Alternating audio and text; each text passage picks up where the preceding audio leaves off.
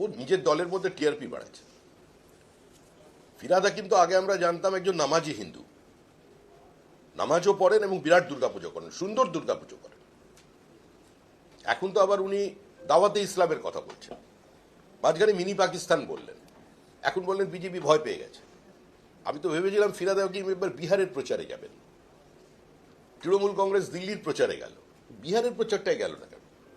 এত ভালো সম্পর্ক, মুখ্যমন্ত্রী যখন ধর্মতলায় রাস্তায় বসে অবস্থান করছিলেন তখন পর্যন্ত লালু প্রসাদ যাদবের ছেলে তেজস্বী যাদব তিনি এসে মুখ্যমন্ত্রীর পাশে বসে তার সলিডারিটি এক্সপ্রেস করে গিয়েছিলেন।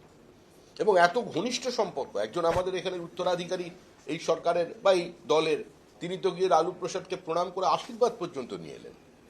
কিন্তু এখন এত বড় একটা বিহারে নির্বাচন হচ্ছে, তৃণমূল কংগ্রেস নেই, যারা বিজেপিকে কথায় কথায় সরিয়ে দিচ্ছে, সরকার ফেলে দেবে বলছে দিল্লিতে গিয়ে।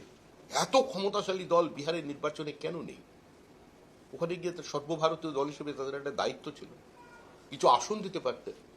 সর্বভারতীয় দল তো অংশগ্রহণ করে। আমরা তো পশ্চিমবঙ্গে 1% নিচে ভোট পেয়েছি, 1% ভোট পেয়েছি, 4% ভোট পেয়েছি, কিন্তু আমরা তো প্রতিদ্বন্দ্বিতা করেছি। সর্বভারতীয় দল তো তাই করে, কিন্তু সর্বভারতীয় তৃণমূল কংগ্রেস বিহারে নেই, ভাবলেও কষ্ট হচ্ছে এটা।